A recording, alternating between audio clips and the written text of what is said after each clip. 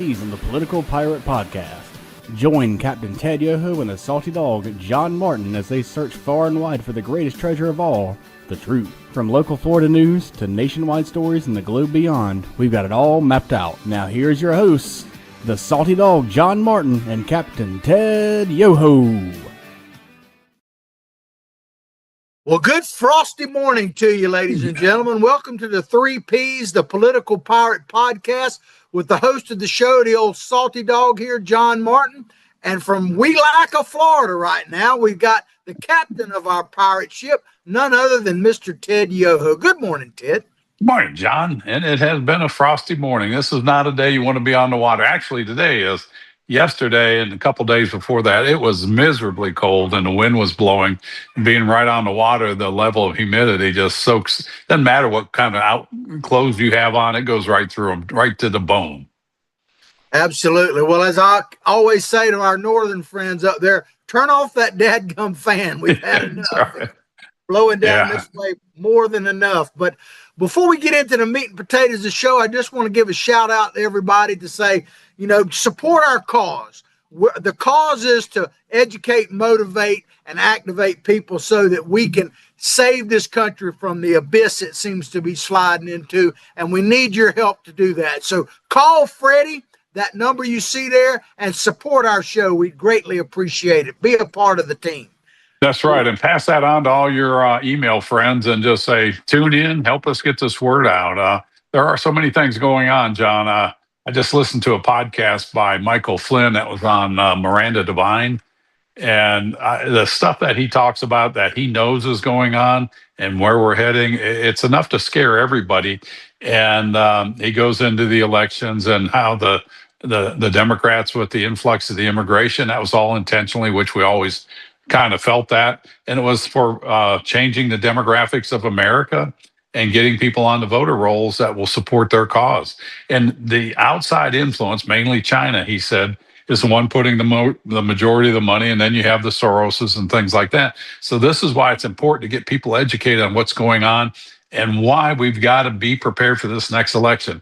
If we're not out in mass in the next election, if Trump loses the midterm, everything that's happened up to now will be put on pause and start receding back to where the Kamala Harris and Joe Biden were. Absolutely. And it really General is. Flynn, I can't stress that enough. You mentioned about General Flynn, and every time I think about him, it saddens me. He's a great man. He's a highly decorated combat veteran, but his life was, and I'm glad to hear he's back out and doing things, because his life and his family, his son's life, were literally destroyed, or certainly attempted to destroyed and derailed by the progressives, by the Obama administration and James Comey, and they literally bragged about it. So they really did. And it's, you talk about, they want to blame Trump for weaponizing the Justice Department. Give me a break.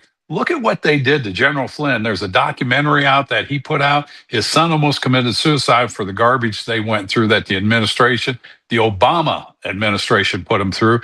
And it was all done to shut this guy up, because he was a voice that said, no, what you're doing is wrong. And he said that in a congressional hearing or senatorial hearing. And they went after him to try to destroy him. This is how evil Obama is and the people around him. And that, remember, Obama and his team are the ones that control Joe Biden. And if you doubt that, I don't know what to tell you other than Uncle Joe. He was so incognito that he didn't have a clue what was going on. And he has done so much damage to this country, not him, but the people controlling him. And we need to get this word out, because this is not a game. This is the national security of this nation and the survival of it. Yeah, it's important we get the word out. That's why I keep saying periodically to use that little tagline there, call Freddie, because you need to join the fight if you're not. The Freddie hotline. The Freddie hotline. Yep. Absolutely. Well, before we get into the meat and potatoes of the show, I have to mention this story that's happening out there with Savannah Guthrie's mom and all. And we don't need to get into a lot of details, but the coverage of it and I'm not blaming them, but it's overwhelming. It's literally overshadowing a lot of the news out there. I'm sure you feel the same way, Ted. Send our Right. thoughts and prayers out there. If you people out there have any knowledge, call that FBI tip line. But any thoughts on that at all, Ted?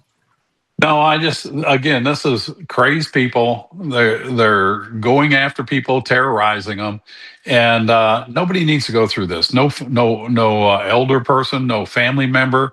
This is something these people need to be brought to accountability with swift justice. Absolutely, absolutely.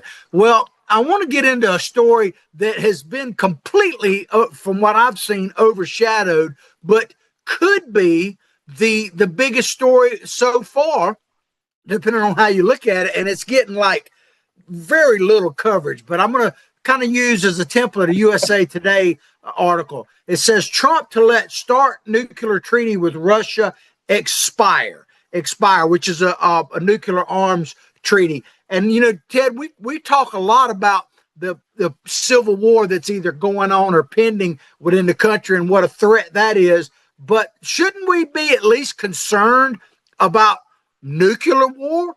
Because it is possible out there. And this situation, I'm not saying I disagree with Mr. Trump. We'll get into it in a minute. But, you know, it is something that needs to be on our radar screen. What are your thoughts about that, Ted? You know, we've talked about nuclear war or the threat of it since the late 50s, early 60s, you know, after we did Hiroshima and Nagasaki. And then when another nation got the bomb, Russia, the threat of that, and it spread fear throughout everybody. When I was a little kid in Minnesota, I couldn't have been 6 or 7, if that, 5 or 6. I remember my parents and the neighbors talking about building fallout shelters because that's how much fear there was about a nuclear war. And of course, that was when the Cuban Missile Crisis was going on, and you know, we've gotten, I don't want to say immune to the threat of them. We all know the destructive power of them. You know, we've seen movies like Terminator or some of the other ones out there that show this stuff, but it's not the same as living when they're pointing it right at you. And I think we've come a little bit immune to that. And I also think that the world leaders outside of Iran and Kim Jong-un, if you do a nuclear attack, nobody wins. You know, everything is contaminated for years, if not hundreds of years. And so what you want to attack is destroyed. And I'm hoping they go beyond that. And I don't know if this is a good thing or not, but I don't think you'll see people use these unless it's a rogue state or used, I want to say isolated, but I don't know how you isolate a nuclear explosion because it does so much dang damage. But yeah, we're here now, and the START treaty was something that's, you know, been back and forth, and it was to limit the amount of nuclear weapons. And Obama, again, this is Obama weakening America. He wanted us to unilaterally weaken ours and draw our numbers down, and Russia didn't have to do the same. And we were doing it first with no oversight, really. I mean, basically, Russia said they were going to do it, but we knew they weren't. And this is something that when Trump said he's not going to renew it, I think this is a way to put pressure on any nuclear nation to reimagine how they're going to contain or how they're going to manage nuclear weapons. And I think it's not a bad idea for him to say, we're not going to do this because it brings people to the table. So now you can negotiate instead of the same old, same old. That's to answer your question finally. Well, absolutely. You know, and like I say, there's very little coverage, and it is Very a little. big deal. But President Trump, his main reason in general that he stated for not continuing to START was not because he's not opposed to some type of agreement on nuclear war. It's because China basically is not involved in it. And Sure. it's us and Russia, historically so. But he essentially said that, you know, if China is not involved in something like this, there's really no point. And I don't see how you could possibly argue with that. You can't, you know, and that's the thing, you know. And again, you know, him calling saying we're going to do nuclear testing. I don't think we need to. But again, maybe that's something you need to send a signal to say we're not playing around and peace through strength. And let's hope that people have rational thought here and that they say, you know, we don't even want to explore what would happen in a nuclear weapon. I was at a RAND corporation, who is a think tank for the U.S. government. It's one government funded. And it said if we had a war with, I might have mentioned this last week, if we had a war, a nuclear war with North Korea, it would isolate North Korea. You couldn't get on the island. You couldn't get on the peninsula there. And nobody wins that. The Americans wouldn't win, North Korea wouldn't win, and there'd be contamination everywhere. So it's a no-win situation, and you have to have rational people there. And you look around the world leaders today. Is it Putin? Is it Trump? I think Trump, you know, I'm going to put my faith in him and the Americans that we would do the right thing. But Kim Jong-un and the Ayatollah, absolutely not. Well, I agree with you 100%. And China. Ted, about the the rogue status, and of course the term MAD, mutually assured destruction, has basically been thought to prevent the superpowers, mainly Russia and United States, and of course now China would be considered in that mutually assured destruction. They don't want to do it because of all the factors you're just saying. Kim Jong-un, is hard to really know exactly how he would do something like that, because he is certainly controlled by China. I'm not saying he's not a bit of a wild card, but China, if you believe all the reports, kind of pulls his strings a little bit. And is he crazy enough to go against them? And it wouldn't be in China's interest for that to happen. The Ayatollah and Iran is a totally different situation. Oh, it is. Because there's no way to really quantify, if you want to call it that, religious fanaticism. Because you can't put MAD doesn't enter into that, because that's irrelevant to them. So I think that is definitely something to look at, and they're never going to enter into serious talks about that. They may do what they're doing right now, supposedly with the Trump administration, to keep us from bombing them to the Stone Age, but being a serious partner in nuclear arms, not when they're under the control of the Islamic fundamentalists. That's not going to happen. No, it's not, because there's so much hatred embedded in that, John, that they don't care what happens. If they can destroy us and they destroy themselves in the process, they would be happy with us. They would be happy with that decision. And it's not a good scenario. And so this is where, if Trump pulls out of that, out of the START treaty, and it forces China to the table. And again, you can't trust China. I mean, you cannot trust them. And, I don't have the level of intelligence or information that Trump has. And so I'm going to have to rely on the people that are there, Tulsi Gabbard, Marco Rubio, John Ratcliffe, and, put faith in the people we have now. But again, if I jump back to Michael Flynn's, he goes into the deep state with John Brenner and the Black Ops budget, which he said is over. He estimated it's close to what we spend on military, which is right at $1 trillion. The Black Ops is right at $1 trillion, but it's not monitored. Nobody's watching it. Nobody knows what that money goes for. And, these are the things that are going on in there, and they're fomenting a lot of this. They're paying a lot for causing the disruptions in the world. And it goes back to what Eisenhower said: beware of the military-industrial complex.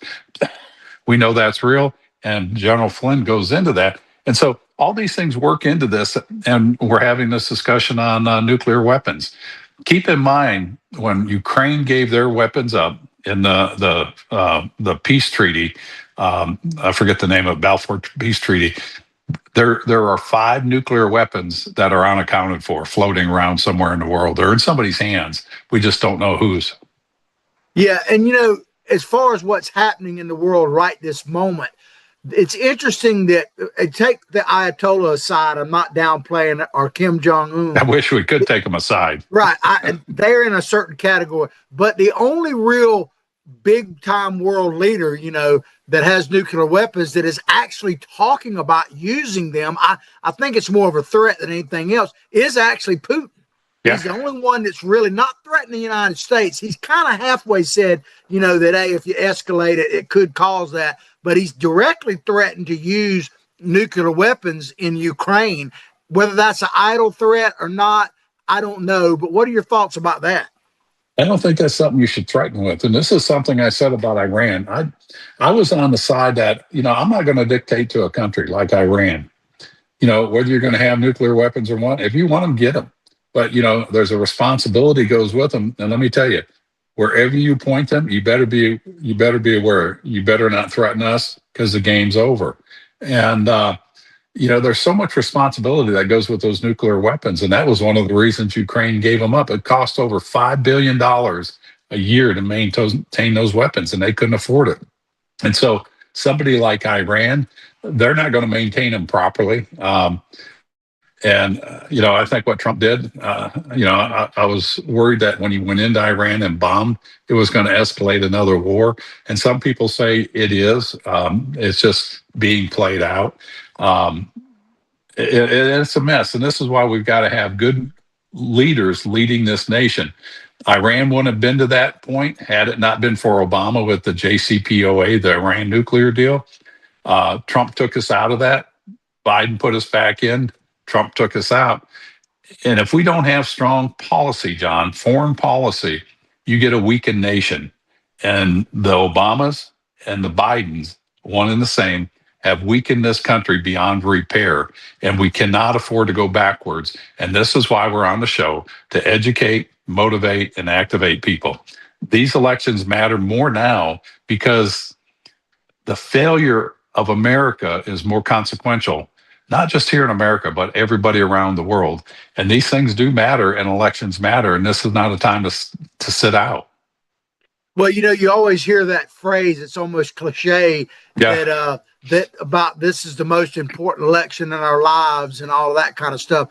And people say what I'm about to say, and this time it's true. But I think one of the reasons why that is because, I don't think our founding fathers could have ever envisioned a time, and they had great vision, where literally the people would choose to go back into some type of bondage, whether it was, socialism, communism, however you want to label it. I don't think they really envisioned that. I think they envisioned people having disagreements about how we follow the Constitution and general thoughts of the nation, but that there would be a potential majority, or at least a working majority of Americans that would literally vote to go back into tyranny. I don't think they had that on their radar screen. It's funny you bring that up. I'm reading a book by about Alexander Hamilton by John. His name will come to me. But it's Thomas Jefferson, and Alexander Hamilton.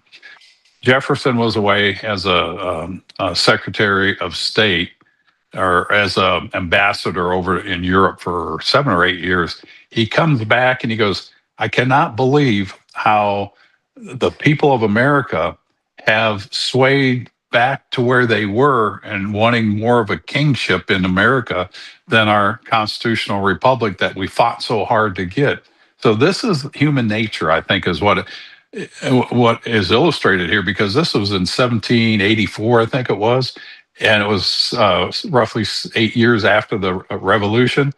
And the mindset was like, well, maybe we go back to the British rule, because the Northeast states, New York and all that, were more favorable to the British because of trade and the amount of money they were making. But yet it's human nature. And this is what people don't remember. Memory is short. Human memory is short. And we forget about things real easy. But if you look and contrast, and it's new enough where people should remember, Biden and Harris, 22 million people entered this country illegally. DEI, wokeism, boys wanting to be girls, and the government saying they can be, and you have to acknowledge them. Girls wanting to be boys, and you have to acknowledge them and pay for their treatment. It's all right to do these mutilation treatments. And so that was the dichotomy we were in, and the country was rapidly changing. Our government assistance programs through USAID were promoting DEI, transgenderism in Muslim countries around the world, weakening our alliances, or our, I don't want to say alliances, but our relationship with them, driving those countries to China, weakening us. This is what Obama and Biden have done. This is what will come back, but they'll run a lot harder, because they know if it flips again to the Republican or conservative side, these programs are going to go away. And Obama is worried about his legacy. He is worried about his legacy because everything they did was the fundamental transformation of America. We've got a pause in there with the people that brought in Trump. And it's that group of people that brought in Trump that have to keep the majority in the midterms and grow them stronger, not just keep it, but grow them stronger in the House and the Senate, and then slam it again in the presidential election and get a strong conservative that's going to put America first. If not, John, this is over. Yeah, well, while you were talking, of course, you sparked something to me, Ted, like you always do. That's why you're as much as I'm sparking you, your hair ought to be on fire. Yeah, I'm getting warmer, that's for sure.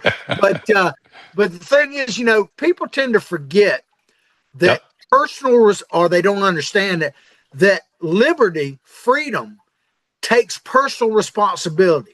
Absolutely, that's well said. Responsible to live free and be in liberty and all of that kind of stuff. And our whole country was and our Constitution was drawn on the rights of the individual. And I think that's based on a couple of things, but not the least of which is the individual has to be personally responsible. And that's what's been happening with our country is fewer and fewer people either are willing to or don't understand that. And, groups, I've always heard this, like individual people, can be up or down or whatever and all that. But groups of people generally end up getting crazy, and we're seeing that right now. The mob mentality is just crazy. And I think that's what we're seeing in our country and really around the free world is that people have forgotten or don't understand how much personal responsibility you have to exercise in order to remain free.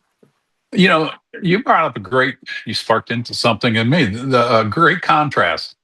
People in our country have so much stinking liberties and freedoms that they take it for granted, and they don't realize the responsibility it takes individually to maintain that. So you get the protests like we had with George Floyd, the Michael guy in Missouri. I shouldn't say Michael guy. That got killed, the black guy that got killed in Missouri, Ferguson, Missouri, and then it was George Floyd, and the protests that we had in this country.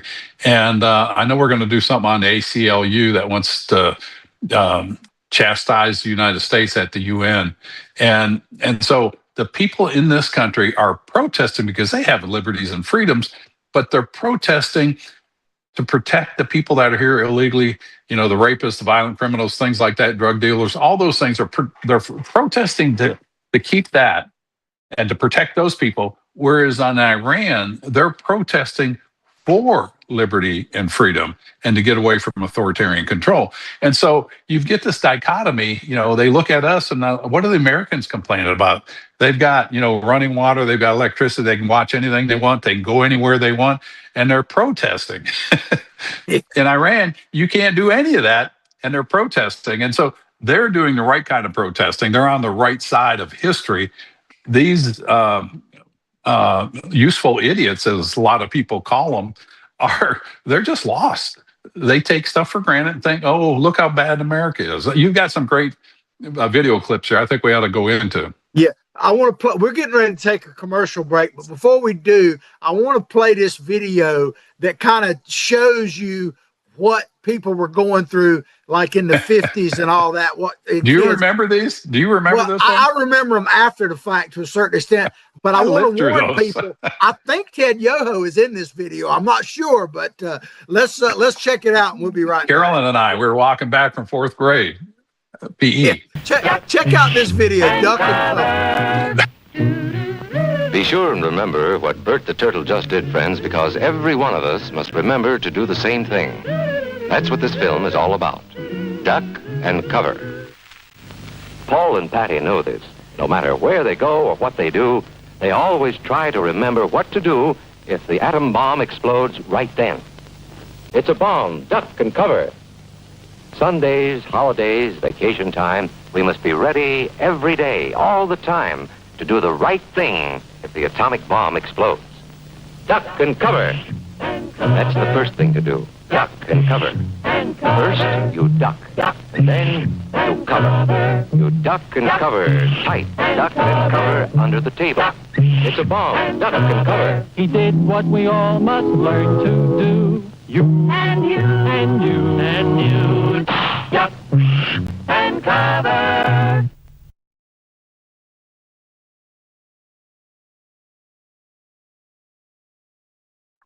Well, Ted is ducking and covering. Look at him right now. I'm back. Is it over? Ted, you were ducking and covering. You were going back in time there. I don't That's know, what but I was it looked doing. like you were in that video, man. I tell you what, John, I remember those. And there was fear. Like I said, my parents, I can remember, were on top of a ridge and they're looking in the sky, and it was the Cuban Missile Crisis. And they're all like, it was the biggest threat I think they ever had. They were afraid then. But now, when you look at people, their biggest threat today is about our government. The way it's become so divided in this nation. Yeah, but when we get back from the break, we're going to talk about some of the Sure. enemies, so to speak, of the state, if you want to call it that. But remember, as we go into this break, call Freddie to support the show, to support the cause. That's what we really want you to do, because we're trying to educate, motivate, activate people. And we've got a one that's supporting us right now, Mr. Franz Beard. We'll show you that commercial in a minute, but take us to break, Ted. No, we appreciate all the supporters and Jeffrey Meldon, Meldon Law Firm, and we appreciate everybody out there. Pass the word around. Look forward to talking to you after the break. On April 7th, 2025, Gator Nation reached the mountaintop as Florida won the national championship in basketball. Now, relive every thrilling moment with Franz Beard's new book, The Golden Season, the unforgettable story behind Florida's historic 2025 title run. Feel the passion, the drama, and the glory all over again. Available now at Spurriers.com. Click the shop tab. That's Spurriers.com.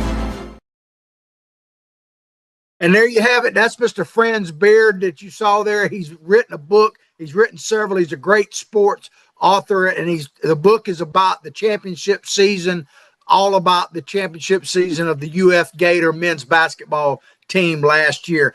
Well, Ted, we're back, and I put a headline on this one: God Save America, Jim Crow 2.0, and this is about the SAVE Act. Can you explain to us, Ted, in essence, what the SAVE Act is all about? Because I know it's been come up many times. I'm not sure if it came up when you were in Congress, but it's certainly been around for a while. No, it's something we talked about a lot of times, but it didn't come up until Chip Roy brought it in. I think it was last year. And Chip Roy's out of Texas. He's retiring. He's running for the Attorney General in Texas. This is just a common sense bill. It's like English should be the official language of America. Why is that controversial? Japanese is the official language of Japan. Mandarin is the official language of China. We're one of the few nations that doesn't have an official language.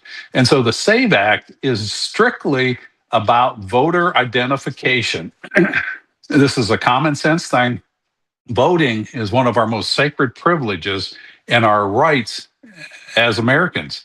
We want integrity in our voting system. If you don't have integrity in the voting system that elects your elected officials, it's wrought with fraud. And the mail-in ballots, they need to go too. We're the only industrialized or advanced country that does mail-in ballots. And the only ones that don't want that are the Democrats, the ones that talk about the Jim Crow laws. And I know you're going to play a video of our friend Chucky.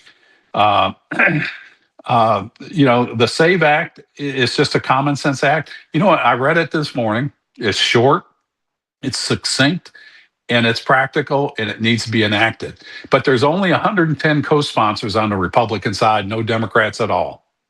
Yeah, well, that's probably not shocking in a way. But you mentioned about other nations, and the best example I can think of, because France, regardless of what you think of them, whatever, France, really. I think most people would admit that it's probably one of the more liberal places historically, really, that's been. And I'm not necessarily knocking them. I'm just saying it's the truth. And they did away with mail-in ballots and all that a long time ago because it was totally corrupt. That's exactly what they realized. And they did away with them a long time ago. So if France, as liberal as they are, think it's corrupt, what does that tell you about the people that are fighting it here? Ignorance, and they have an agenda, John, and it's to get as many people voting whether they're citizens or not, the more voting regardless. And it goes back to that strategist for the Democrat Party. We don't care about if the issue's right or wrong. We just want to win it so that we can have the power. And that's exactly what they're doing. I mean, it is so obvious. And people need to wake up because, like Reagan said, freedom is but a moments away. You know, you can lose it within a generation for sure. And that's we're exactly right why we're doing this show, to try not. we're right at the precipice of that too. People, I'm telling you, it's time. Well, Ted, you mentioned it, so I'm just going to say it. You know, we heard from you. I respect you a great deal. You know that. But we're going to hear from a real expert right now about the SAVE Act, if we can run this video. Democrats like this idea, so why do you not? It's Jim Crow 2.0, and I called it Jim Crow 2.0, and the right wing went nuts all over the internet. That's because they know it's true. What they're trying to do here is the same thing that was done in the South for decades to prevent people of color from voting. For instance, if you change, you're a woman who got married and changed your last name, you won't be able to show ID and you'll be discriminated against. If you can't find a birth certificate or a proper ID, you'll be discriminated against. This is vicious and nasty. And I said to our Republican colleagues, it will not pass the Senate. You will not get a single Democratic vote in the Senate. We're not reviving Jim Crow all over the country. And when the American people hear what exactly it is doing and what its intent is doing, they're going to be against it as well. 71% of Democrats. Ted, it reminds me of something I heard from a lady a long time ago. She was saying, you know, everybody's got a purpose in life. And she said some people's purpose is to be a bad example so your parents can say, don't be like him. That's their only purpose. Because I tell you right now, if you want to save America, regardless of whether you agree with me and Ted or Donald Trump or any slice or whatever, if you want to know which way to go, whatever Chuck Schumer says, do the opposite. That is excellent advice. We should end the show here because that's really whatever they're doing on the left, especially with Chuck Schumer and Hakeem Jeffries, do the opposite. Chuck Schumer, I mean, this is just drives me crazy. I used to go around up there in Congress to Congress people. Who's Jim Crow? Oh, he was some racist guy from the South. And you know who Jim Crow is? Jim Crow was a person in a play that a guy named Tom Rice wrote back in the 1800s. And he was, you know, he would dance around with black makeup on and all that. And so Jim Crow came out of the South by Democrats, and the Jim Crow laws are all Democratic laws. I mean, and they blame the conservative whites for the Jim Crow law. And Chuck Schumer says, oh, this is racist. This is taking us back to Jim Crow. It's taking us back, you mean, Chuck, to the Democrats that created Jim Crow, the Jim Crow laws? No, it's preventing it, Chucky. It's preventing it. Quit lying to your people. You're lying to your people. And the guy's a political hack. He needs to be thrown out. You know, I don't think AOC will primary him. I don't think she'll challenge him because he's more useful as a useful idiot for the party. You're probably right about that. Well, he really is. I'm going to play a couple of videos that are connected back to back. I'm going to chop them in two, and you'll see why. I want to give credit to Amy Horowitz for putting this together. This was a couple of years ago. Amy Horowitz. Yeah, when I was doing a show, and I came upon this video, and I think it's very pertinent today. And this was about 5 or 6 years ago. But that's a great video. Folks, I want to tell you, liberal white folks, in my opinion, are basically the internal enemy from within. But let's play this video because it's all about voter ID and centers mostly around the black Americans not being able to get voter ID. But check this out. Would you go as far as say those laws are racist? For sure. Do you think it suppresses the African American vote? Definitely.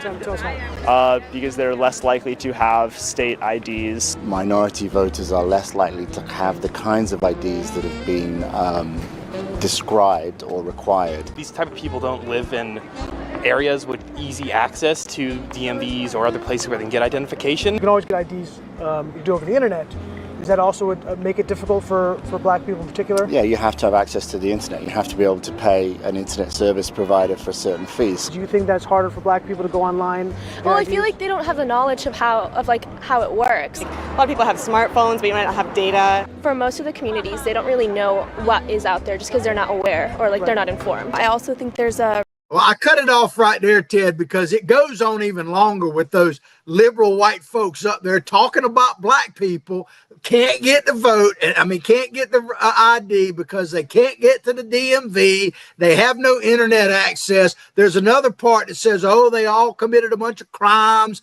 and now they've lost their rights. All this stuff. Tell me what you think about that. And then we're going to play the second part of that, which is scarily funny, but but go ahead and tell me what you thought about the first part of that. I was dumbfounded. I mean, you talk about racism. They're not smart enough. Black people aren't smart enough. They don't know how to use the internet. They don't have the internet. And you look at them and you can tell they don't associate with any minority, let alone black folks. They don't associate with them because they think they have this Jim Crow mentality that they're all stupid, they're not smart enough. And if I was a black or minority and I heard this, I would be highly offended that they think that we're this stupid that we can't use the internet. We're not smart enough to find the DMV. This was a great video to show how unattached these people are to the real world. And if they had friends of minority friends, they would find, like you and I already know, that they're as smart as anybody else. A lot of them are a lot smarter than a lot of white folks. And, it's a slap in the face to the minorities, especially the blacks, because it was focused on the blacks. But it just shows the racism in the elite, I assume elite, because they're all white and they all look like they were going to a nice college, and they probably never got their hands dirty from working, probably never broke a sweat in work, and just had a blessed life. And I almost said a bad word, and they're complaining about how bad America is, how racist America is. They're the racist ones. I mean, it's very obvious. They're out of touch is what they are, just like Chucky Schumer. Well, I'm going to give you a Joe Biden impression right now, so to speak, Ted, to explain this. So you're killing me, John. You'll like it, I think. So there was voter suppression of black people in the United States. There is definitely a history of that. No doubt about it. No doubt. But listen closely. It was white Democrats in the South. They did. That's my I'm just whispering like he does, trying to make a point. There definitely was suppression. There's no question. Before you go on, I know we've talked about the video of Lyndon Johnson on Air Force One when he's trying to get the senators to sign the legislation for the Civil Rights Act. And he goes, come on, Charlie, or whoever the senator was, if you sign this and we pass this, we'll have those, he used the N-word, we'll have those N-word people voting for us for the next 100 years. That's racism. That was Lyndon Johnson, a proud Democrat. Well, ladies and gentlemen, you've heard enough from some old white dudes I'm from the South, Ted's from the middle. You've heard enough for us for the time being. Now I want to play you the second half of Mr. Horowitz's video where he actually interviews non-white folks, let's put it that way, about what they think about this issue. Check it out. People, their thoughts on what you just heard. Do you have ID normally? You carry ID around? Yes, I have state ID. Do you carry ID? Yes, I do. Do you know any black person who doesn't carry ID? No. Everyone that I know. Yeah, it's funny that you thought that was from ID. That's a lie. Why would they say that? Do you have ID? Yes. Because I have my ID and my friends have their ID, so we know what we need to carry around. Everybody that I know have ID.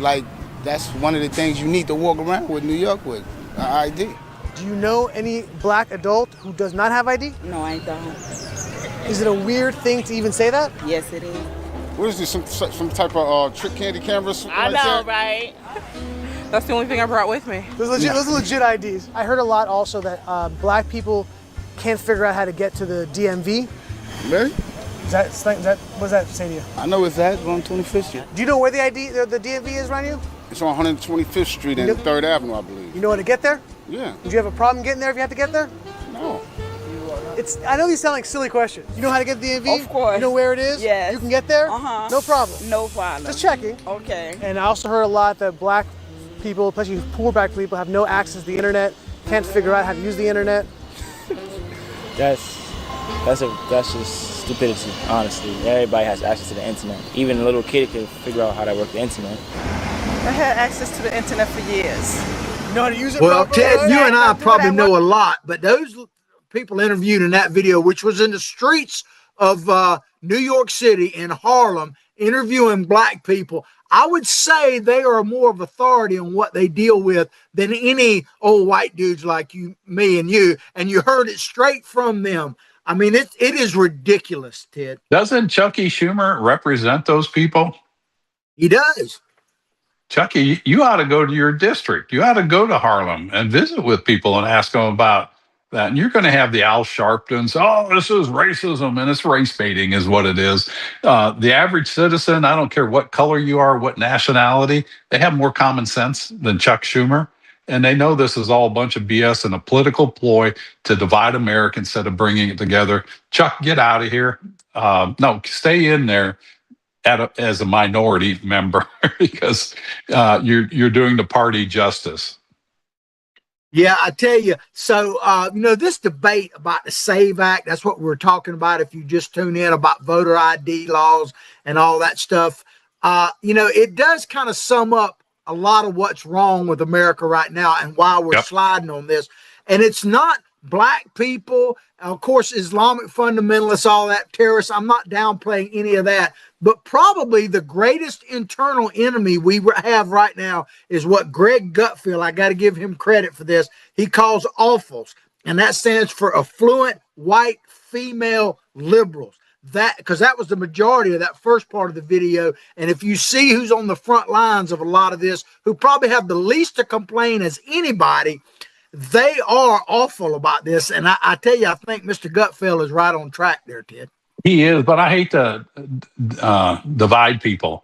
It's ignorant people is what it is. It's ignorant people that don't understand what America is and how you keep it strong. You can't have open borders. You can't have no identification for voting. You can't have mail-in voting to keep America strong because, as you brought up earlier, John, you're tearing it down from within. We will collapse from within with these kind of ignoramuses running around in the streets. And these people all look like they're on college campuses. The white people they interview with Ami Horowitz's interview. And they're supposed to be educated and they have that kind of a mentality. I mean, just you talk about ignorance, you can't have it goes back to the founding fathers, James Madison and all those guys saying you only can have a constitutional republic with a well-educated and virtuous and responsible citizenry. We don't have that. I mean, there's a lot of us out there that have those things, but there's a lot of those people that they're just ignorant. Yeah, well, I agree with you. And the way I look at it, because, our slogan and our motto and kind of the foundation of our show is to educate, motivate, and activate people, right? But there's a somewhat of a flip side of that. Because what I see with a lot of the left is they're motivated and activated. They're just not educated. I'm not saying they're stupid. They just know so many things, as Ronald Reagan used to say, they know so many things that simply aren't true. And so, people need to join the fight. That's why we keep join the cause, support the cause, move the cause forward, educate, motivate, and activate people. Because if we don't have that education point in there and we just motivated and activated, you're going to have what we see happening right now. That's why you need to make that call Freddie, and join the fight. Ted, we're going to move on to another show, but final thoughts on this. Well, let me bring it up real quick. I live in the town of Wielaka. We've got 698 registered voters. The mayor's race is coming up because the mayor that got elected, she ran for the wrong reason, stepped down about 2 months into her mayorship. So we've had an interim mayor. So we had a town hall. I got to moderate it the other night. In the last election, it was the Trump, presidential election. Willatka and Putnam County had over 80% turnout, highest they've ever had. And so this mayor's election is in this town of Willatka, 698 registered voters. And I challenge the audience, the only way you get the government you deserve. We elect people, but the people are only as good as the people that show up. And if we got 80% last time, let's bust that record. Let's go to 90, 95%. There's no reason nobody can vote in this town.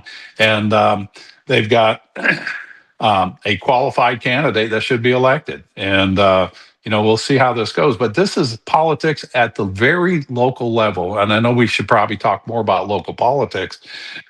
But if what you do locally, it protects your little area, your little township, and then that goes to the county. And you've got to have good representation there and up to the state and the federal government. And we don't have that. People have to be engaged, and they get engaged. The more educated they are, the more likely they're to get engaged. Yeah, for the right reason. Sometimes people think that I'm like totally anti the Democrats. I'm not anti-democratic people, registered to vote people. I grew up in that my whole life. I used to be one. What I'm anti is people not putting America first, not living up to constitutional principles. I'll call out Republicans. We did some last week, and I'm very dissatisfied with the way they're handling not the economy, but the finances of America and how they need to, be regular order and all that. But I'll say this, Ted, one of the things that really troubles me, because you talked about the 80% turnout, which is great, but that's 80% of only half the American people that are even registered to vote. The SAVE Act and all that aside, half the people in America don't even bother to participate at all. And if that doesn't change, I invite you to the party, no matter what your politics are, because if that doesn't change, we're not going to be able to save this republic. We're just not. No, you're not. It's decay by attrition. Just people fall out of the system. Oh, it's not worth it. I've got a football game or a pickleball match or a tennis match. I don't have time to go vote. It's inconvenient. Again, we are so spoiled in this country that we can't do the very basic things to maintain the country. Well, I used to say all the time on a former podcast I did, Ted, that, I'm battling ignorance and apathy daily. The growing ignorance of just how special this experiment we call the United States of America is, and the apathy that we can't or won't do anything and everything to save her. It is ignorance and apathy that we're battling against in general. Well, you brought up a great point there that just sparked something in me. Ignorance and apathy. You know who's not ignorant and apathetic? The people that elected Zohran Madani. They were very passionate, and they know why they elected him. They want to fundamentally change New York City. He came out and talked about the million Muslims in New York City. We're strong. We're noticed. They're not apathetic. They're not being quiet. They're not being sitting on the sidelines. They're engaged. They're educated in their ideology and how they can change the makeup and the laws to favor them. They're motivated and they're activated. This is what's happening around America. If you're complacent, somebody else is going to fill that void. Nature doesn't accept a vacuum. That space gets filled in, and if you're not constitutional conservative that's going to fight for this country and the principles it was founded on, you're going to cede that to the people that are activated, motivated, like the people that elected Zohran Madani, the lady in Washington State, the mayor in Seattle, the same as that Albany, New York person that is an avowed communist that got elected. Give me a break in America. Wake up, folks. Absolutely. Well, we only got a few minutes left in the show, but I want to get into an article that you brought my attention to. It's from the Daily Signal, and it says the ACLU is demanding a UN investigation of Donald Trump. So tell me what's happening there, Ted. Yeah, this is something I found offense to. I worked all day yesterday doing some stuff, and I read this article about 10 o'clock last night, and I'm like, the ACLU, the American Civil Liberties Union, which has become a political hack job of the left and is paid for by outside money. A lot of it's China, Iran, all these other countries. And then you have the Soroses and that mindset of anti-American people that are funding the American Civil Liberties Union. So you've got the leader of this, Jamil, where's his name at? Dakwar. Dakwar. Dakwar. A nice liberal progressive communist, bringing in a suit against the United States, against Donald Trump and the United Nations or the United States to the UN. The UN, which is a body that has no authority over us, they have an opinion. And he's wanting them to investigate on American soil what Donald Trump is doing. Donald Trump is following the laws, and he wouldn't have to be doing that if Biden and the other people, Obama, didn't let all these people in.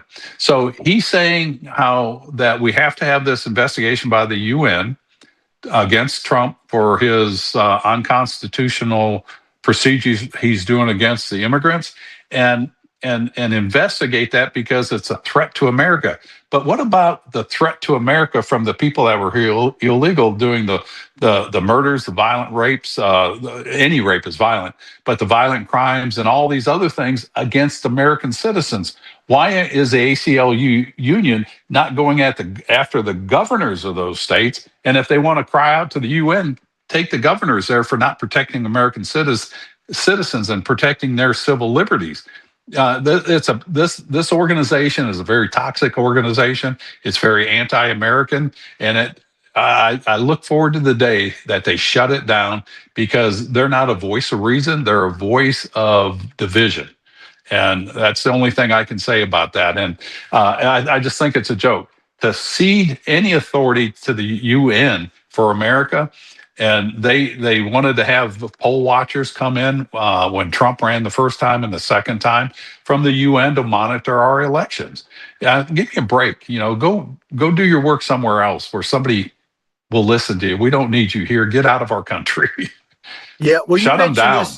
You mentioned Jamal, and I hope I pronounced his name right, Dakwar. He's the director of human rights program at the ACLU. This is what he said about Donald Trump. He said that he is promoting white supremacy agenda and abusing presidential authority. Okay, so I'm pretty sure I know how you feel about that. But he mentions white. Let me tell you how I really feel. Yeah, I'm going to give you a chance in just a second. But he mentions white supremacy. But I want people to remember, when you start talking about white supremacy, I want to show you a picture. This picture is at Robert Byrd's funeral. Who was a senator from West Virginia? There it is, right Carolina, there. isn't it? Wasn't he?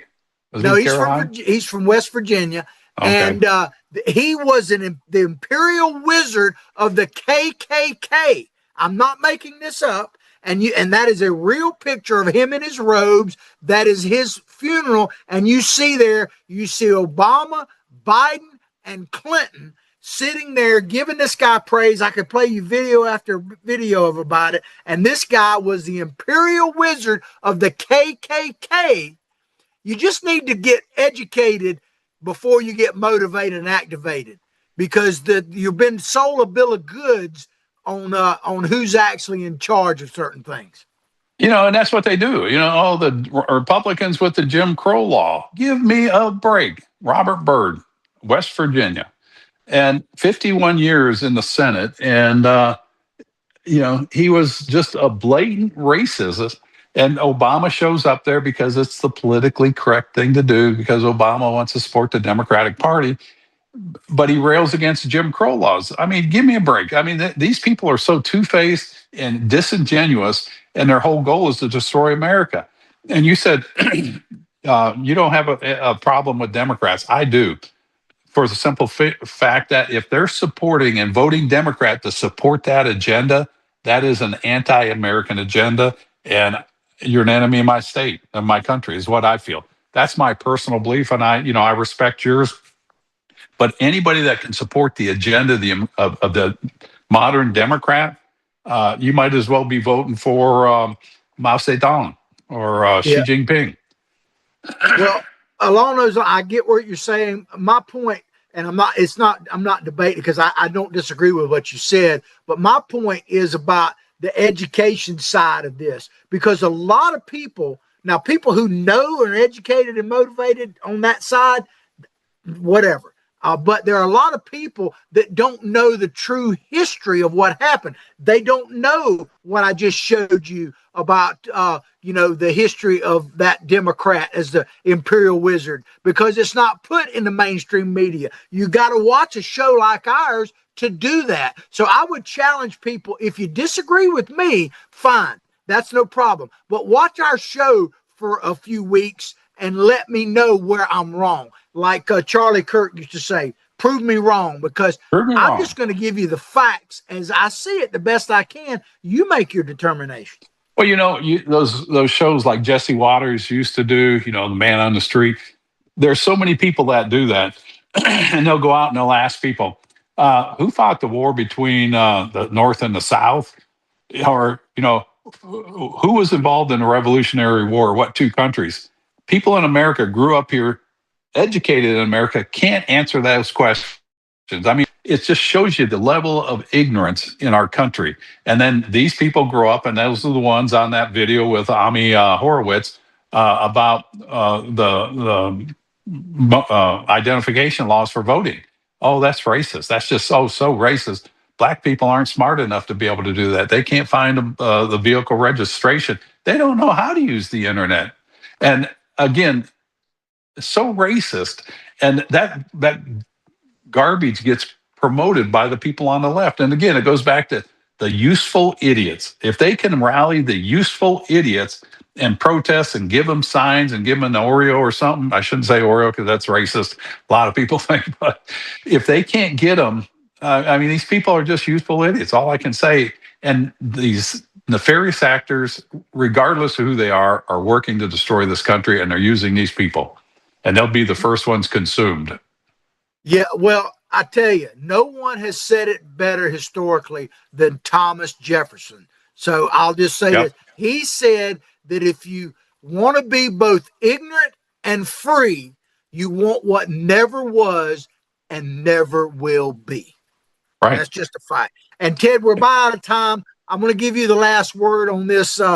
What about the Super Bowl? Any predictions there? Any hopes or dreams? Of course, we got Bad Bunny at the halftime show and all that. Close us out talking about the Super Bowl, Ted. The Super Bowl. I don't even know which one this is. This is like 112th one. It's been. I know we're up there in the 50s, and it's a great American sport. I probably won't watch it because I'm going to be traveling, going to Italy, and it is a great pastime. As far as Bad Bunny, I'm sorry to say I'm going to miss Bad Bunny, and so. You'll have to report to me back next week, John. I will be in Italy, and I'll do my best to be able to contact you from Italy and broadcast from Italy, and I'll be over there for about 18 days. Well, safe journey, my friend. Peace out, everybody. Have a great, blessed weekend. Everybody take care. God bless.